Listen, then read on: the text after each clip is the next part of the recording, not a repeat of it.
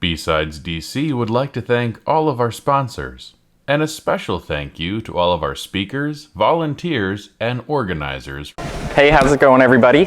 Today, I'm going to talk to you guys about orchestration security while using APIs. Like he said, my name's Cody Bramlette. I work at Johns Hopkins University's Applied Physics Lab. There I do some software development, some blue team stuff with SOCs, automation.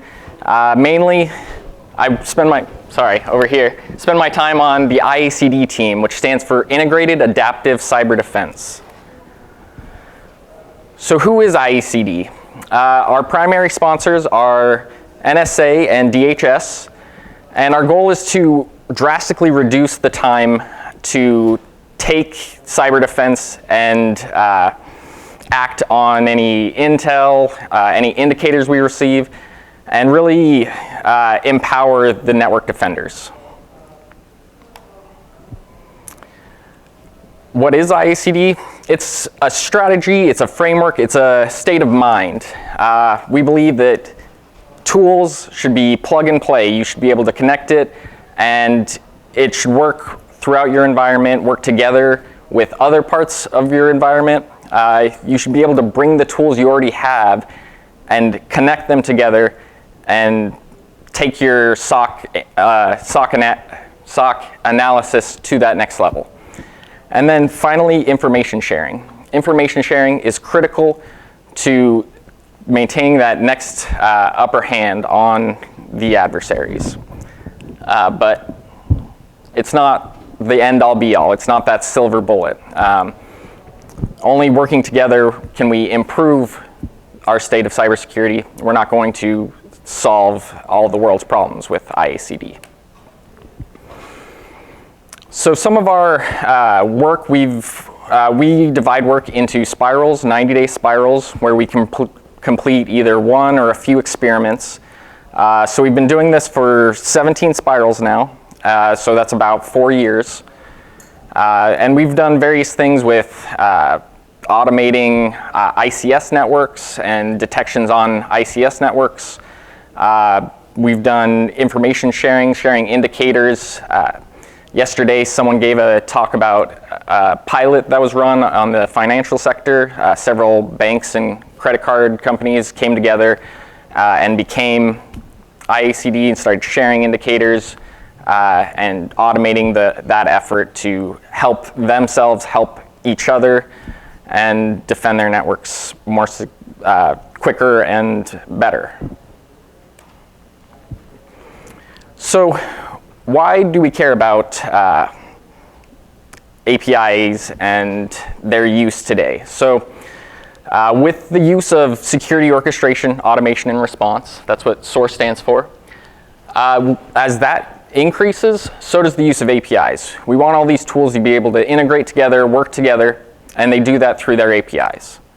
As more people use these SOAR platforms, there needs to be more automation, and so those APIs are more in use. Most security tools now have these APIs, so they're easier to integrate into your own network. But not all APIs are made equally, so the usage and the security of their usage should be a consideration. And when I'm talking about APIs today, I'm not talking about developing APIs that your customers will use. I'm talking about APIs that you guys use, that your SOC uses. I'll go into the ones we used a little bit later, but they're the ones your security tools already have built in, not the ones you create as a service. And find ways to securely use those APIs. So our experiment was we wanted to use an API gateway to better understand what APIs are being used on our network and how we can gain further insight into exactly how secure they are, how securely they're being used. We wanted to improve the visibility and traceability of the usage, and then explore scenarios of detecting a compromised API key and then mitigating that response in an automated fashion.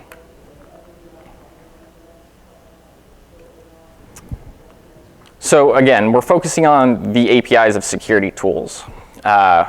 We set up our network in segmented areas. So we had a DMZ, we had a subnet for our security tools, a subnet for our SOC analysts, and then an enterprise section for enterprise users. We needed to determine who was going to be using these APIs and then assign roles to those. We set up our network so that all APIs requests had to be proxied through the API gateway, while still allowing humans to access the web consoles, because that's how humans work. We like to click, see graphs, and we didn't want to take that away by fully proxying the tool. So we wanted both sides. We wanted the API and we wanted the use of the web consoles for the users. We are focusing on the validation of the API requests and not the vulnerabilities of the APIs. So how can we use these APIs more securely, not is one API specifically more secure than the other. So here's what our network looked like at a pretty high level. Some of the tools we used OpenSense as our firewall. We used HashiCorp Vault as our API key management. Tyke is an API gateway, and I'll talk more about Tyke in a few slides. We used Carbon Black as our endpoint detection and response, Elastic Stack as our SIM, Request Tracker as our ticketing system, and Logic Hub as our SOAR platform. So traditionally in your enterprise network, your SOAR platform has all of these API keys configured into its workflows and into its configurations. And so that's a lot to manage for the SOAR platform. With the API gateway, you allow the single SOAR platform user to have a single key that sends it to the API gateway, and then the API gateway proxies it to the appropriate endpoint.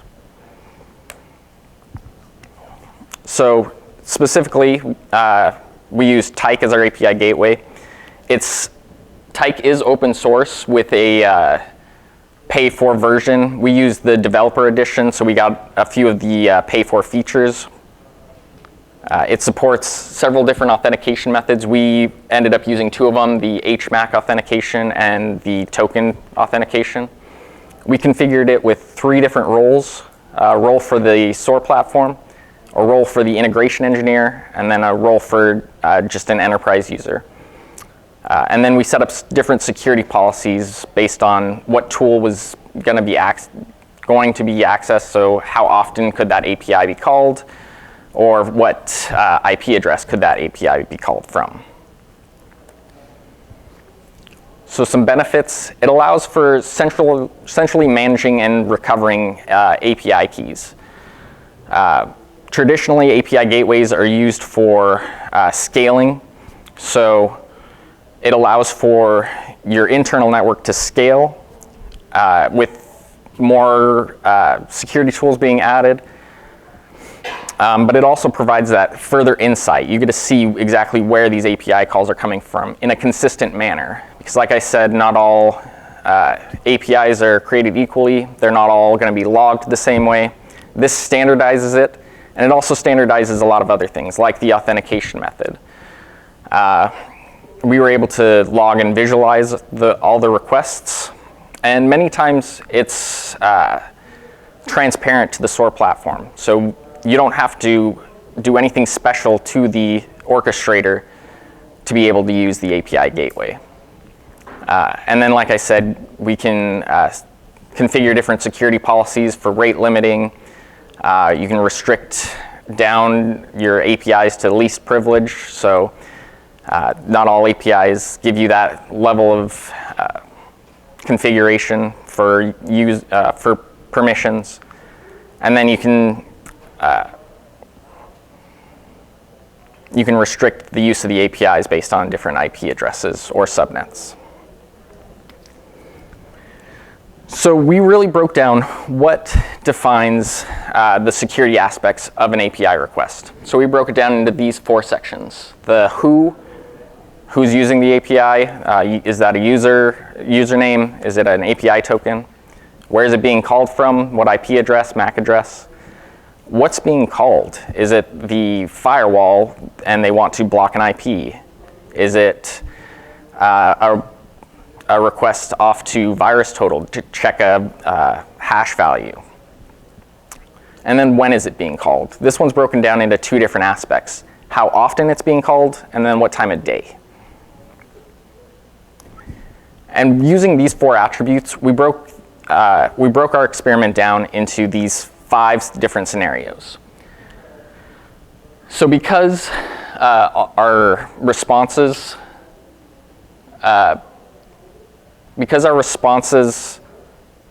were all based on revoking the who aspect, the API key, we put a fairly low weight on who, because if someone requests an API with an invalid who attribute, we can't revoke that. So that one's weighted lower than the rest. And then where, what, and when are all weighted equally. And I'm not going to go into the specifics on each different scenario, but we configured the API gateway to block if any of the attributes were invalid.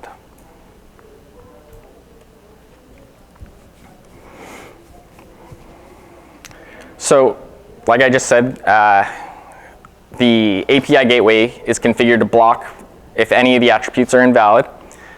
All of the requests are logged to Tyke, and then those logs are forwarded to our Elasticstack SIEM. And then any suspicious API requests kick off an automated workflow to investigate that, enrich that log data, and then make a decision to alert the analyst or to take the automated response and revoke that API key. So at a high level, this is what our workflow looked like. We receive the alert, we investigate it, we determine if it's compromised or uncompromised. If it is uncompromised, then we log that. If we believe the key to be compromised, we retrieve the key, create a ticket in our ticketing system, and revoke that API key. Our specific investigation looks like this. We start with gathering our log data and then enriching it. We then score each of the attributes based on whether it was valid or invalid. And then we weight all of those differently and then aggregate that score. So like I said, who was weighted a little bit lower, so we weighted that as a 0.1 of the total. And then where, what, and when were all weighted equally at 0.3. We aggregate those scores, check the scores, and then if the score is high enough, we automatically revoke and reissue that key. If it's kind of in the middle where some of the attributes were invalid, we launch into some additional manual analysis. And then if its score is low enough, we silently log that. So here's what our workflow looked like in Logic Hub. So the top portion is us aggregating and enriching that log data. The middle portion is the scoring, and then the bottom portion is creating the tickets in our ticketing system, and then launching the automated revoke and reissuing responses. So what we found is we were able to visualize the API usage in Tyke. We were able to log all that and send those logs to our Elasticstack. We standardized our authentication methods, reducing the number of different API keys that we needed, and then adding a little bit more integrity checks with the HMAC authentication. And we stored all of that in our Vault server. We used the logs to alert on suspicious usage of API requests, and then we revoked API keys and reissued new ones, several in less than 60 seconds. And then we track this whole process using our ticketing system. So here's some data that we can visualize of the API usages. So we have both graphical and tabular data. You can see the logs in, this is Kibana in Elk Stack. So we were able to forward those logs. We standardized the authentication method. So this is what Vault looks like. And we stored all of our API tokens and HMAC secrets there. And then we were able to alert on the suspicious activity in our SOAR platform that lets us kick off automated responses. And the text is probably a little too small to see, but it analyzed 9 different API requests in less than 41 seconds. And to manually look through that probably takes 40 seconds to look through one. And then we logged everything in our ticketing system from the initial looking at the API request all the way through revoking and reissuing a key. And what we found is you really need to know what APIs you have on your network before getting started. You need to identify who's going to be using those APIs and what level of access do they need on those APIs. Specifically, put those users into roles and manage. Tyke allowed us to manage these privileges in a role-based access format. And then assign the security policies to each role and to each API. Limit how often an API can be called. Limit who and where it can be accessed from. And then segment your network so that all API requests have to go through the API gateway so you get that visibility into your network. And then if you're thinking about whether an API gateway is, if you need one or not, you need to consider what authentication methods it supports, what type of logs and visualization it provides, and then how can you configure the security policies and roles. And the lessons that we learned is it provides that consistency across the API logs. You don't have different formats of logs from different vendors. You've standardized that across the board. It allows you to secure and protect your API usage. You've now given all of your APIs the same format for username and password or API token. You're able to better monitor and restrict because you've segmented the network in such a way that you can see all of the traffic. And then it allows that least privilege that we were used to for LDAP. And then it provides that scalability as well as security. But again, this won't solve the problem alone. It's all a combination of your corporate policies, your architecture of your network, and the technologies within that. So thank you. We have a few demo videos that should be up on YouTube that go into this specifically. We wrote a paper about this work as well. So now if you guys have any questions, I'd be happy to entertain some questions.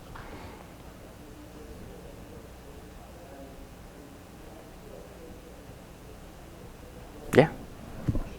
So for automatic reissuance of key or token, why do you think it's a good idea if you think it's compromised? Would that be you're issuing the same valid token to a compromised system?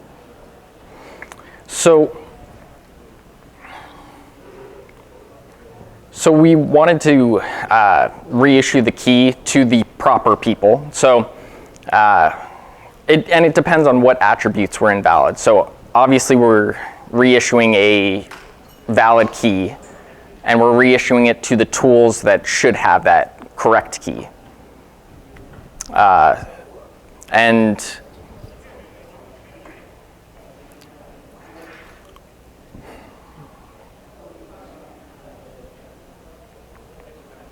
I don't feel like that answered the question, though. Could you repeat it?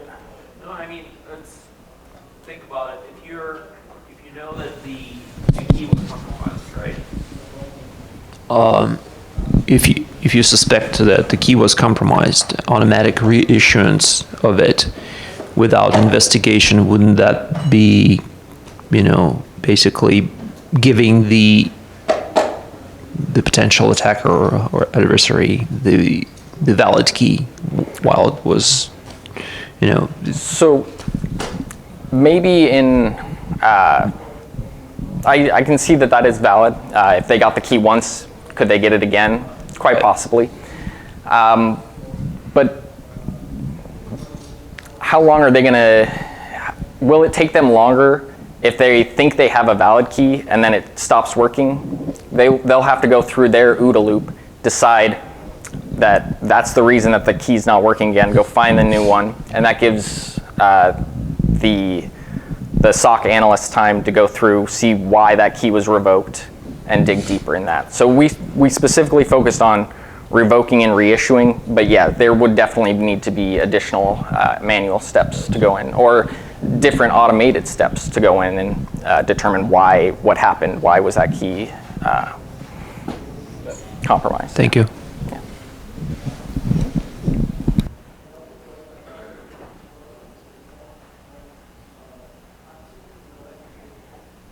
Are there any other questions?